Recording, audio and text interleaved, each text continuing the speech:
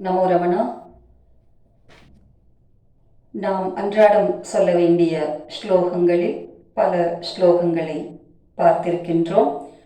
இப்பொழுது உபனிஷத் மந்திரங்களுக்கு முதலிலும் கடைசியிலும் உச்சரிக்கப்படும் சாந்தி சாந்தி சாந்தி என்கின்ற அந்த 3 வார்த்தைகளுக்கும் 3 வார்த்தைகளையும் மீண்டும் மீண்டும் நாம் உச்சரிக்கும் விளக்கத்தை நாம் பார்க்கலாம்.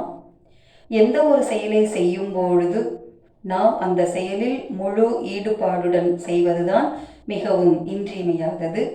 உதாரணமாக நாம் ஒரு கோவிலை சுற்றி வருகின்ற பொழுது, ஒவ்வொரு பிரகாரத்தையும் சுற்றி வருகின்ற பொழுது நம் எண்ணங்களையெல்லாம் விட்டுவிட்டு மூலஸ்தானத்தில் உள்ள கடவுளின் நினைவோடு உள்ளே சென்று நாம் இறைவனை துதிக்க நாம் மனம் ஒன்றுபடுகிறது, துதிப்பதற்கு ஒன்றுபடுகிறது.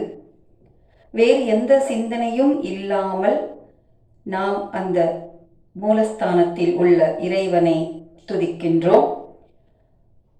அவ்வாறு ஒவ்வொரு செயலை தொடங்கும் பொழுதும் நாம் இந்த ஸ்லோகங்களை உச்சரிக்கும் பொழுதும் கூட ஒவ்வொரு நல்ல காரியங்களிலும் நாம் முதலிலும் கடைசியிலும் இந்த சாந்தி சாந்தி சாந்தி என்று 3 முறை சொல்கின்றோம். ஏனென்றால் நாம் செய்யும் காரியங்களில் 3 விதமான தடைகளையும் நாம் தகர்த்தெறிந்து அந்த காரியங்களில் வெற்றி அடைய வேண்டும் என்பதற்காக ஆத்தியாத்மிகம், ஆதி பௌதிகம், ஆதி தெய்வீகம் என்கின்ற இந்த 3 தடைகள், இவைகளிலிருந்து விடுபடுவதற்காக நாம் இவ்வாறு சொல்கின்றோம். ஆத்தியாத்மிகம் என்றால் நம்மால் நமக்கு வரும் தடைகள். உடலை பற்றியும் நோய்வாய்ப்பட்டிருக்கும் பொழுது ஒரு காரியத்தை செய்ய முடியாது. மனம் சஞ்சலத்தில் ஈடுபடும் பொழுது ஒரு காரியத்தில் முழுமையாக மனம் ஈடுபட்டு செய்ய முடியாது.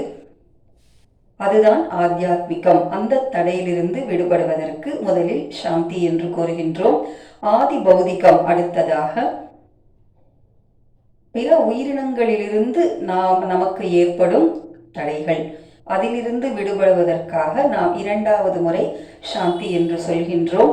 3வதாக ஆதி தெய்வீகம், இயற்கை சூழலில் இருந்து நமக்கு வரும் தடைகள், மழை, இடி, மின்னல், தீ போன்றவற்றிலிருந்து நாம் செய்யும் செயல்கள் விடுபட்டு வெற்றி பெறுவதற்காக 3 முறை நாம் இந்த சாந்தி சாந்தி சாந்தி என்று கூறி வழிபட்டு நாம் இந்த மந்திரத்தை சொல்கின்றோம். நன்றி.